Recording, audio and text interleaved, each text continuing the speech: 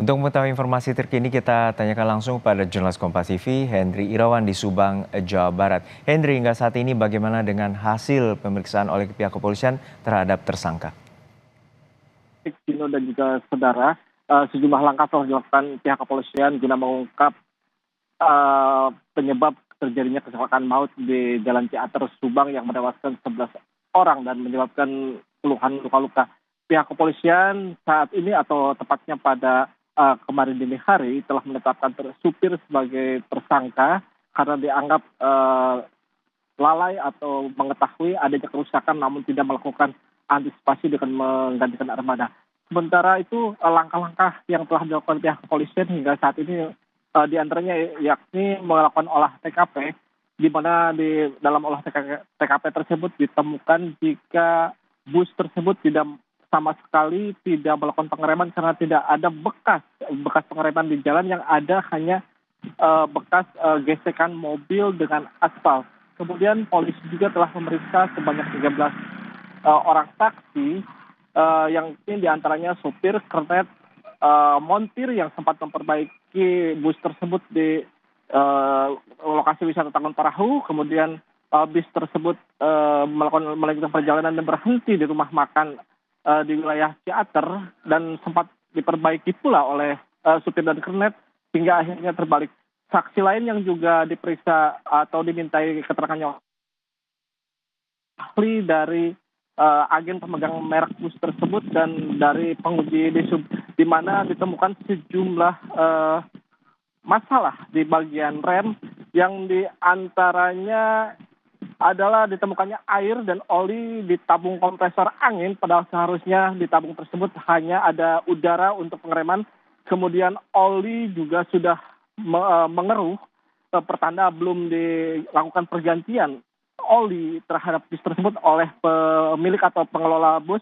Terus kandungan air yang di atas 4% atau di atas ambang maksimal dalam minyak rem.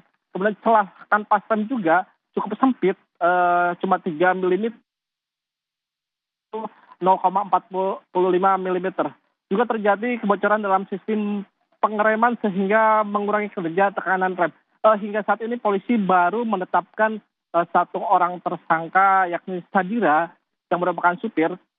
Penyelidikan dan pemeriksaan saksi-saksi juga masih terus dilakukan, dan kami pun sempat berbincang dengan salah seorang penyidik dari Direktorat Lalu Lintas Jalan, maksud kami Direktorat Lalu Lintas Polda Jawa Barat, bahwa hingga saat ini polisi masih melakukan penyelidikan dan 2-3 hari ke depan pihaknya kemungkinan akan menentukan tersangka baru berdasarkan hasil gelar perkara yang dilakukan pihak kepolisian. Juno.